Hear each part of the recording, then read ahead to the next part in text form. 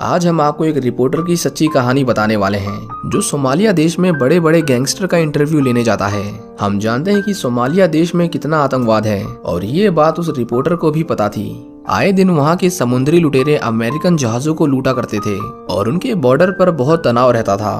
उस जर्नलिस्ट को कई लोगों ने उस देश में जाने से रोका, लेकिन फिर भी वो अपनी रिपोर्टिंग करने के लिए वहाँ चला जाता है। ये जय बहादुर की सच्ची कहानी है जो 2008 में सोमालिया गया था और कई महीनों तक वापस अपने देश नहीं आया। वहाँ रहकर उसे सोमालिया देश के बारे में बहुत कुछ जानने को मिला जिसके बारे में बाकी देशों को नहीं पता था। आखिर में उस रिपोर्टर के साथ सोमालिया देश में क्या होता है, जानने के लिए देखते रहिए आज की हमारी मूवी जिसका नाम है पायरेट्स ऑफ सोमालिया। इस मूवी की स्टार्टिंग में हम जय बहादुर नाम के एक मैगजीन राइटर को देखते हैं जिसका सपना था एक बड़ा जर्नलिस्ट बनना, लेकिन बिना उसमें अपनी ग्रेजुएशन किए जर्नलिस्ट के लिए अप्लाई कर पाना मुश्किल था। जय बहादुर अक्सर उन टॉपिक्स पर अपने आर्टिकल्स लिखता था जिनके ऊपर ज्यादा लोग ध्यान नहीं देते थे, लेकिन अफसोस उसकी कहानियां कोई नहीं पढ़ रहा था और उसे हर जगह से रिजेक्शन मिल रहा था। कुछ मैगजीन कंपनीज तो उसे लेटर लिखकर भेजती थी ये बताने के लिए कि उन्हें उसका काम पसंद नहीं आया। जय उनके इस तरह के रिस्पॉन्स से बहुत गुस्सा होता था क्योंकि वो दुनिया भर की खबरें छाप रहे थे पर उसकी एक भी नहीं। एक दिन जय अपने घर के बाहर पड़ी बर्फ को साफ कर रहा था, लेकिन पैर फिसलने की वजह से उसकी गर्दन में मोच आ जाती है। जय उसका इलाज करवाने के लिए एक हॉस्पिटल में जाता है और वो नोटिस करता है कि उसके बगल में एक बूढ़ा आदमी बैठा हुआ था। वो दोनों अपनी बीमारी के बारे में डिस्कस करने लगते हैं और बातों ही बातों में वो आदमी जय को अपना नाम सेमोर तोल्बिन बताता है। जय को कुछ देर बाद एहसास होता है कि वो तो एक बहुत फेमस जर्नलिस्ट है जिसे वो अपना आदर्श मानता है। जय उससे मिलकर बहुत खुश था, लेकिन सेमोर को यकीन नहीं हो रहा था कि आजकल के फेसबुक चलाने वाले बच्चे उसके फैन भी हो सकते हैं। वो जय से उसके करियर के बारे में पूछता है जिस पर जय उसे बताता है कि फिलहाल वो मैगजीन्स के लिए छोटे मोटे आर्टिकल लिखता है पर उसका सपना है कि वो एक बड़ा जर्नलिस्ट बने। वो उससे बताता है कि उसे हार्वर्ड कॉलेज में उसकी डिग्री के लिए एडमिशन लेना है और फिर उसके बाद ही न्यूज़पेपर वाले उसे नौकरी पर रखेंगे। ये सुनकर सेमोर उसे कहता है कि जर्नलिज्म के लिए डिग्री की क्या जरूरत है, वो तो तुम वैसे भी कर सकते हो, बस उसके लिए उसे ऐसी ऐसी जगह जाना पड़ेगा जहाँ जाने में बड़े बड़े लोगों के पसीने छूट जाते हैं। जे उसके इस आइडिया के बारे में अपने दोस्त से डिस्कस कर रहा था और उसने डिसाइड कर लिया था कि वो सोमालिया जाएगा।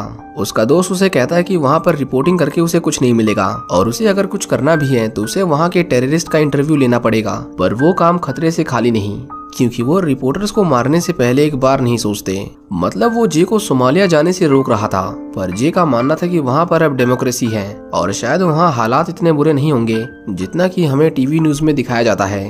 पर उसका दोस्त फिर भी कहता है कि वहाँ के आम लोगों की जिंदगी के बारे में किसी को नहीं जानना, इससे बेहतर है कि वो सूडान जाए जहाँ उसे लिखने के लिए बहुत कुछ मिलेगा।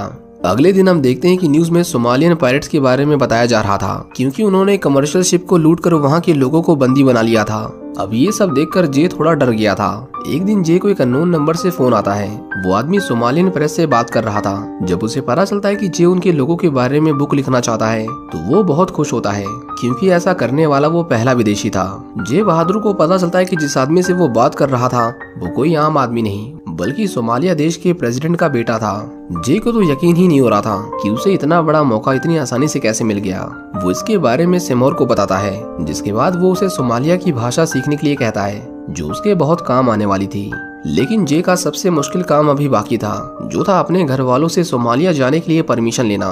वो उनसे थोड़ा डरा हुआ था, लेकिन अच्छी बात ये थी कि वो उसे रुकने के लिए फोर्स नहीं करते, उसे कहीं भी जाने की आजादी थी। इसके बाद जे बहादुर सोमालिया देश के लिए निकल जाता है। उसे बस ये जानना था कि क्या वहाँ के लोग सच में वैसे हैं जैसा कि उन्हें अमेरिकन मूवीज में दिखाया जाता है। जब वो सोमालिया देश में पहुंचता है तो उसके पास एक सोमालियन आदमी आकर बैठ जाता है। जे कुछ देर के लिए वहाँ पर सो जाता है और जब उसकी आंख खुलती है तो वो खिड़की के बाहर देखता है। उसे एक रिपोर्टर दिखाई देता है जिसे कुछ सोमालियन पायरेट्स गोली मार देते हैं। ये देखकर जे जोर से चिल्लाता है और उसे अपने आसपास उन लोगों की लाशें दिखाई देती हैं जिन्हें सोमालियन पायरेट्स ने मारा था और उनके हाथों में उनकी मौत की खबरें थीं। पर जल्द ही बहादुर को एहसास होता है कि ये सब एक बुरा सपना था। एयरपोर्ट के बाहर उसे अब्दी नाम का एक सोमालियन ट्रांसलेटर पिकअप करने आता है जिसे इंग्लिश भाषा आती थी। जे उससे बात करते करते उसे अपने थंब से ओके कहता है, पर अब्दी उसे समझाता है कि यहाँ पर थंब से ओके कहना एक गलत इशारा है जिसके लिए ये तुम्हें जेल में भी डाल सकते हैं। अब्दी उससे पूछता है कि वो यहाँ किसके बारे में लिखना चाहता है। जब जे उससे बताता है कि वो यहाँ समुद्री लुटेरों के बारे में लिखने आया है तो अब्दी उसे समझाता है कि वो लोग खुद को समुद्री लुटेरे नहीं बुलाते, वो खुद को कहते हैं समुद्र के रखवाले और उनके पास बहुत सारा पैसा है। रास्ते में एक सोल्जर उसे जे के सिर पर हाथ मारकर उसे कार रुकवाने के लिए कहता है, क्योंकि उसे ड्रग्स लेने थे। सोमालिया में उसे खाद कहते हैं और जे को पहली बार पता चला कि वहाँ पर ड्रग्स सब्जियों की तरह बिकते हैं। अब्दी उसे कहता है कि ये हमारे देश की बहुत बड़ी समस्या है, लेकिन उनके नए प्रेसिडेंट जल्द इसका कोई हल निकाल लेंगे। वो सोल्जर जे को भी ड्रग्स खाने के लिए कहता है। जे पहले तो मना करता है, पर उसे मजबूरन खाना ही पड़ता है। इसके बाद वो दोनों प्रेसिडेंट के बेटे के पास जाते हैं, जो शहर में एक न्यूज रूम चलाता था। उसकी सोच बाकी सोमालियन लोगों से अलग थी। उसका मानना था कि सोमालियन पायरेट्स सच में बुरे होते हैं, जो उसके देश की इमेज को पूरी दुनिया के सामने खराब कर रहे हैं, और उन्हीं की वजह से कई देशों ने उनसे अपने संबंध तक तोड़ दिए थे। वो जे से कहता है कि वो अपनी तरफ से पूरी कोशिश कर रहे हैं ताकि वो पायरेट्स की लीडर, जिसका नाम बोया था, वो उससे समझौता कर सके। पर ऐसा कर पाना इतना आसान नहीं था, क्योंकि लोग उसे सोमालिया का रॉबिन हुड समझते हैं, जो गरीबों की मदद करता है और उन्हें खाना देता है। लेकिन उसकी सच्चाई सिर्फ हमें पता है।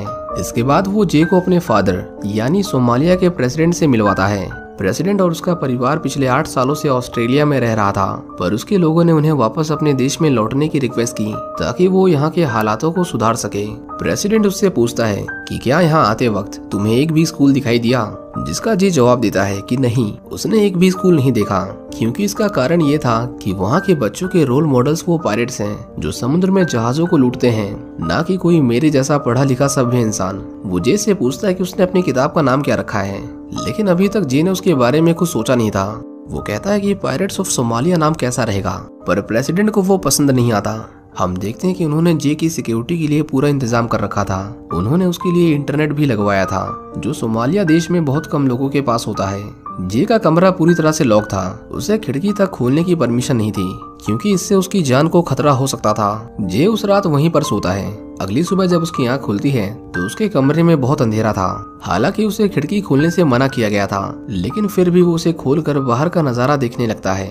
बहादुर वहाँ के लोगों को रिकॉर्ड कर रहा था और तभी उसे वहाँ पर एक लड़की दिखाई देती है जो बार बार उसे देख रही थी। अब्दी उसे बताता है कि उसका नाम मरियम है और वो गराड की वाइफ है।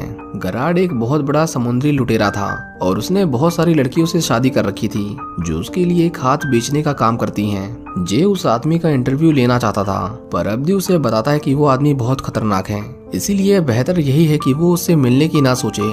अब्दी उसे बताता है कि हमें बोया मिल गया है और आज हमें उससे मिलने जाना है। वो उससे जितने सवाल पूछना चाहता है पूछ सकता है। इसके बाद वो दोनों बोया से मिलने जाते हैं। जे उससे रिक्वेस्ट करता है कि अगर इनमें से कोई उसे गोली मार दे तो वो उसकी बॉडी को उसके देश वापस पहुंचा दे, पर अब्दी उसे कहता है कि वो चिंता ना करे, ऐसा कुछ भी नहीं होगा। इसके बाद जे बोया से बहुत सारे सवाल पूछता है, जैसे कि वो जहाजों को कैसे लूटते हैं, वो अपने लोगों को ये सब करने के लिए कैसे मनाता है और बहुत कुछ। लेकिन जे को उस इंटरव्यू से एक बात समझ आती है कि वो मानने को तैयार नहीं कि वो कुछ गलत कर रहे हैं। जे उसका इंटरव्यू ले ही रहा था कि तभी बोया वहाँ से उठकर चला जाता है, क्योंकि उसे जे से ड्रग्स चाहिए थे, जो जे अपने साथ नहीं लाया था, क्योंकि उसे पता ही नहीं था कि इस इंटरव्यू के बदले उसे ड्रग्स देने पड़ेंगे। जे हर दिन अपनी किताब में कुछ न कुछ लिख रहा था और साथ ही साथ वो अपने देश में एवरिल नाम की एक लड़की से बात करके उसकी लिखी किताब के लिए एक पब्लिशर ढूंढ रहा था जो उसकी बुक को छाप सके। एक दिन जे अपनी बुक के ऊपर काम कर रहा था और तभी उसे मरियम दोबारा से दिखाई देती है। वो बिना किसी को बताए उसके पीछे चला जाता है। जे उससे गैराड के बारे में पूछता है और उसे पता चलता है कि मरियम को इंग्लिश बोलना आता है, जो उसने अमेरिकन मूवीज को देखकर सीखा था। जे उससे अमेरिकन फिल्मों के बारे में सवाल पूछने लगता है, जिस पर मरियम उसे बताती है कि अमेरिकन जो सोमालियन लोगों पर फिल्में बनाते हैं वो उसे बिल्कुल पसंद नहीं, क्योंकि उसमें हमें बस एक लुटेरा ही दिखाया जाता है और कोई इस देश के आम लोगों के बारे में बात नहीं करता। वो जे को ये भी बताती है कि यहाँ बस तुम्हारे बारे में ही बात होती है और उन्हें उम्मीद है कि तुम हमारे बारे में कुछ ऐसा लिखोगे जो इस देश के लिए जरूरी है, न कि वो जो पूरी दुनिया सुनना चाहती है। जे उससे थोड़ा खाद खरीदता है, जिसके बदले में उसे बोया से एक बार फिर से मिलने का मौका मिलता है और इस बार वो नशे की हालत में उससे सवाल पूछता ही रहता है और बोया के जवाब उसके टेप रिकॉर्डर में रिकॉर्ड हो रहे थे। इसी तरह जे को सोमालिया में रहते हुए 3 महीने बीत जाते हैं और उसने बहुत कुछ लिख लिया था। एक दिन उसे एवरिल का वीडियो कॉल आता है, जो उसे बताती है कि उसने उसकी किताब को बड़े बड़े पब्लिशर्स को दिखाया, पर किसी को भी उसमें दिलचस्पी नहीं है। वो कहती है कि अगर वो उन पायरेट्स की वीडियो बनाकर उन्हें भेज देगा तो वो तुम्हें $1000 तक दे सकते हैं, लेकिन इससे ज्यादा मदद की उम्मीद करना शायद बेवकूफी है। ये सुनकर जे को बहुत गुस्सा आता है और वो खुद के ऊपर चिल्लाने लगता है। वो देर रात को अब्दी के पास आता है और उसे सारी सच्चाई बता देता है। वो कहता है कि वो कोई फेमस रिपोर्टर नहीं है और ना ही उसके पास किसी बुक का कॉन्ट्रैक्ट है। अब्दी उसे कहता है कि इससे क्या फर्क पड़ता है, तुम पहले ऐसे फॉरेनर हो जो हमारे देश आए और तुम अपनी जान को खतरे में डालकर हम लोगों के बारे में कुछ लिख रहे हो, हमारे लिए इतना ही काफी है। लेकिन जे उसे समझाने की कोशिश करता है कि सिचुएशन कितनी खराब है, क्योंकि कोई भी उसकी बुक में इंटरेस्टेड नहीं है। उन्हें कोई मसालेदार कहानी चाहिए, जैसे कोई लूटपाट या किसी का मर्डर, क्योंकि कोई भी इस तरफ के आम लोगों की कहानी नहीं सुनना चाहता। अगर उसे कोई बुक कॉन्ट्रैक्ट नहीं मिला तो हो सकता है कि वो इस देश से कभी बाहर न निकल पाए। जे उसे कहता है कि उसे कुछ हॉस्टेजेस की वीडियो फुटेज चाहिए जिसे बेचकर वो थोड़े पैसे कमा सके, क्योंकि वो घर से जो पैसे लेकर निकला था वो अब खत्म हो चुके थे। वो अब्दी को आधे पैसे बांटने का लालच भी देता है, पर उसे पैसे नहीं चाहिए थे। वो चाहता था कि दुनिया उसके देश को सिर्फ समुद्री लुटेरों की वजह से ना जाने, उन्हें पहचान चाहिए थी ताकि वो सिर उठाकर चल सके। अब्दी उसे समझाता है कि उन पायरेट्स के पास जाना अपनी जान को खतरे में डालना है, क्योंकि उसके बाद हम तुम्हें सिक्योरिटी नहीं दे पाएंगे। पर वो उसे कहता है कि वो चिंता ना करे, वो उसे गैराट से मिलवाने वाला है, क्योंकि उसे एक ट्रांसलेटर की जरूरत है और वो थोड़ी देर के लिए उनकी मीटिंग अरेंज करवा सकता है। जय के पास शायद ये आखिरी मौका था कुछ बड़ा करने का, इसलिए वो मरियम से मिलने जाता है और उससे गैराट के बारे में पूछने लगता है। पर मरियम ने भी उसे कई महीनों से नहीं देखा था। वो जे को बताती है कि कोशिश करना कि तुम उसके कपड़ों की तारीफ करो, क्योंकि उसे अपने पहनावे पर बहुत घमंड है। इसके बाद हम देखते हैं कि जे गैराट का इंटरव्यू लेने जाता है, लेकिन उसके लिए ये इंटरव्यू शायद सबसे मुश्किल था, क्योंकि गैराट के हर शब्द के बाद ऐसा लग रहा था कि वो जे को गोली मार देगा। पर किसी तरह जे उस इंटरव्यू को पूरा करता है और उसे पता चलता है कि उसके पास 800 से भी ज्यादा हाईजैकर्स हैं जो उसके लिए लूटपाट का काम करते हैं। जय अपनी किताब को पूरा करने में जोरों शोरों से लगा हुआ था, लेकिन एक दिन अब्दी उसके पास आता है और उसे कहता है कि एक जर्मन शिप वहां से जाने वाला है। प्रेसिडेंट के उस शिप के पायरेट के साथ बहुत अच्छे कनेक्शन हैं, इसलिए अगर तुम यहाँ से निकलना चाहते हो तो ये सबसे अच्छा मौका है। जे को अब लिखने के लिए बहुत कुछ मिल गया था, इसीलिए वो अपने घर जाना चाहता था। अब्दी उसे कहता है कि प्रेसिडेंट के बेटे ने उससे $500 की डिमांड की है उसकी इतनी सिक्योरिटी और खातिरदारी के लिए। पर जे उसे बताता है कि अब उसके पास एक भी पैसे नहीं है, उसने सारे पैसे ड्रग्स लेने में खर्च कर दिए। वो कहता है कि जैसे ही उसकी बुक पब्लिश हो जाएगी वो उसे पैसे भिजवा देगा। लेकिन अब्दी के लिए ये बात प्रेसिडेंट के बेटे को समझाना बहुत मुश्किल था, पर फिर भी वो खुद को रिस्क में डालकर जे को वहां से निकालने के लिए तैयार था, इस उम्मीद में कि जे उनके देश जाकर उनके लिए पैसे भेजेगा। इसके बाद वो दूसरे शहर के लिए निकल जाते हैं। जय वहाँ कुछ सोमालियन लोगों से मिलता है जो उसे अपनी अपनी कहानियां बता रहे थे और वो चाहते थे कि जय अपनी किताब में उनके बारे में लिखे। एक लेडी उसे सोमालिया के स्कूलों के बारे में बताती है जो बाढ़ में बह गए थे और फिर दोबारा कभी नहीं बनाए गए। लेकिन वो यहाँ पूछते हैं जे से सबसे जरूरी सवाल कि उसने अपनी किताब का नाम क्या रखा है, पर अभी तक भी जे ने अपनी किताब का नाम नहीं सोचा था। अगले दिन वो उन पायरेट्स के पास जाते हैं। वो अब्दी से तो बहुत अच्छे से बात कर रहे थे, उसके गले भी लग रहे थे, लेकिन वो जय को अपने साथ ले जाने को तैयार नहीं थे। जय को पता था कि अगर उसने उन्हें रिकॉर्ड किया तो न्यूज वाले उसे $1000 देंगे, इसीलिए वो बिना कुछ सोचे समझे उनके सामने आ जाता है और उसके ऐसा करते ही वहाँ माहौल बहुत गर्म हो जाता है। जे के सिर पर लगभग 5 से 6 लोग बंदूक तान कर खड़े हो गए थे, लेकिन अच्छी बात ये थी कि वो उसे शूट नहीं करते। वो पायरेट्स उन्हें अगली सुबह आने को कहते हैं, लेकिन अगले दिन जब जे की आंख खुलती है तो वो देखता है कि पायरेट्स उसे अकेले छोड़कर वहां से चले गए थे, क्योंकि उन्हें लगा कि वो एक जासूस है। जे की बुक तो पूरी हो गई थी, लेकिन वहां से बाहर निकलने के लिए उसे पैसे चाहिए थे। एक दिन उसे उसके डैड का फोन आता है। वो बहुत घबराए हुए थे, क्योंकि उस समय 8 से 12 अप्रैल के बीच कुछ सोमालियन पायरेट्स ने अमेरिकन शिप को लूटने की कोशिश की थी। उस शिप के कैप्टन का नाम रिचर्ड फिलिप्स था। प्रेसिडेंट का बेटा जे से कहता है कि कैप्टन फिलिप्स और उनका सारा क्रू सही सलामत रेस्क्यू कर लिए गए हैं, लेकिन इसमें 3 पायरेट्स की मौत हो गई है और एक को गिरफ्तार किया गया है, जिसकी वजह से देश में बहुत अफरा तफरी है। वो उसे बताता है कि पायरेट्स ने अमेरिका को वार्निंग दी है कि अगर उनके देश में कोई भी फॉरेनर दिखाई दिया तो वो उसे मार देंगे, जिसका मतलब ये था कि अब जे की जान खतरे में थी। वो किसी भी हालत में जे को उसके देश सही सलामत भेजना चाहते थे। और यहाँ अच्छी बात ये थी कि जे के घर वालों ने उसके अकाउंट में पैसे भी भेज दिए थे। जे कहता है कि अगर कैप्टन फिलिप्स वाली हाईजैकिंग के पीछे बोया का हाथ है तो वो एक आखिरी बार उसका इंटरव्यू लेना चाहता है। उसके लिए सड़कों पर घूमना खतरे से खाली नहीं था, पर वो किसी तरह बोया का तीसरा और आखिरी इंटरव्यू ले लेता है। लेकिन उसे पता चलता है कि इस हाईजैकिंग के पीछे उसका हाथ नहीं था। बोया कहता है कि वो एक बार मरियम से बात करे, उसे इसके बारे में जरूर पता होगा। जे वहाँ के बाजार में मरियम को ढूंढने निकल जाता है, पर वो उसे कहीं नहीं दिखाई देती। कुछ सोल्जर्स उसे देख लेते हैं और उसका पीछा करते हैं, पर जे वहाँ से भाग जाता है। वापस आकर उसे पता चलता है कि बोया को सोमालियन सरकार ने अरेस्ट कर लिया था, जबकि उसने कुछ किया भी नहीं था। जब वो अपने कमरे में आता है तो उसे वहाँ मरियम दिखाई देती है, जो उसे बताती है कि इन सब के पीछे उसके पति गेरार्ड का हाथ है। मरियम उसे कहती है कि वो जितनी जल्दी हो सके यहाँ से निकल जाए, क्योंकि अब ये देश उसके लिए सेफ नहीं। इतना कहकर वो वहाँ से चली जाती है और जे उसे अपनी खिड़की से मुस्कुराते हुए देखे जा रहा था। अगले दिन वो न्यूज में देखता है कि गेरार्ड ने अपने लोगों का बदला लेने के लिए कुछ अमेरिकन को मार दिया था, और वो कहता है कि कैप्टन फिलिप्स वाली हाईजैकिंग के पीछे भी उसी का हाथ था। लेकिन दूसरी तरफ जे सही सलामत सोमालिया देश से जा रहा था। वो उन लोगों को धन्यवाद कहता है जिन्होंने उसकी किताब को पूरा करने में उसकी मदद की, और उन्हें भी जिनकी वजह से आज वो जिंदा है।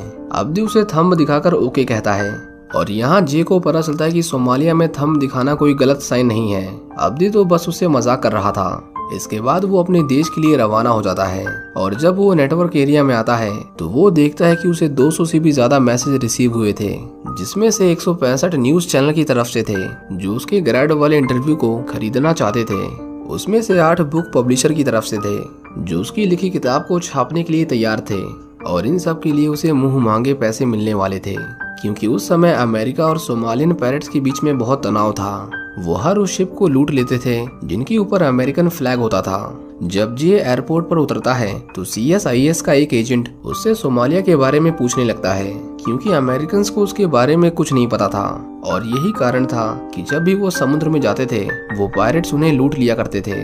जब जे अपने घर आता है तो उसका बड़े धूमधाम से स्वागत किया जाता है। उसकी लिखी हुई बुक इंटरनेशनल बेस्ट सेलर बन गई थी, इसीलिए 2013 में उसे CIA के साथ बैठने का मौका मिला, जो उसे सोमालिया के बारे में बहुत कुछ जानना चाहते थे, क्योंकि उसके बाद वहाँ कोई अमेरिकन नहीं गया था जो उन्हें अंदर की बातें बता सके। जे बहादुर उन्हें बताता है कि सोमालिया के लोग नहीं चाहते कि अमेरिकन उनके बंदरगाहों की पूजा करें या उनके सामने झुकें। वो बस चाहते हैं कि उन्हें भी एक पहचान मिले, हम उनके कल्चर को पहचाने। वो चाहते हैं कि उनका देश सिर्फ समुद्री लुटेरों के लिए ना जाना जाए। जे उन्हें कहता है कि अगर वो उन पायरेट्स को छोड़कर अगर वो हमारी डेमोक्रेसी के बारे में लिखता तो शायद वो अपनी बुक की एक कॉपी भी नहीं बेच पाता, क्योंकि लोग सोमालिया के लोगों के लिए अपना नजरिया नहीं बदलना चाहते। इसके बाद हमें दिखाया जाता है कि जनवरी 2013 में US गवर्नमेंट ने सोमालिया की सरकार के पास शांति प्रस्ताव रखा, और ऐसा पिछले 20 सालों में पहली बार हुआ था। जय बहादुर सिर्फ 24 साल का था जब वो सोमालिया गया था, और 2009 में उसके वापस आने के सिर्फ 1 महीने बाद ही एक रिपोर्टर को सोमालिया के पायरेट्स ने किडनैप कर लिया था, वो भी पूरे 1 साल और 4 महीने के लिए। 2013 के शांति प्रस्ताव से पहले शायद ही कोई रिपोर्टर होगा जिसने वहां जाने की हिम्मत की हो। इसी के साथ जय बहादुर की ये सच्ची कहानी यहीं पर खत्म हो जाती है।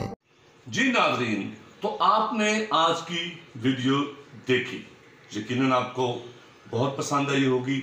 इस वीडियो के हवाले से अपना तबसरा कमेंट सेक्शन में कीजिए, और अपनी दुआओं में हमें याद रखिए।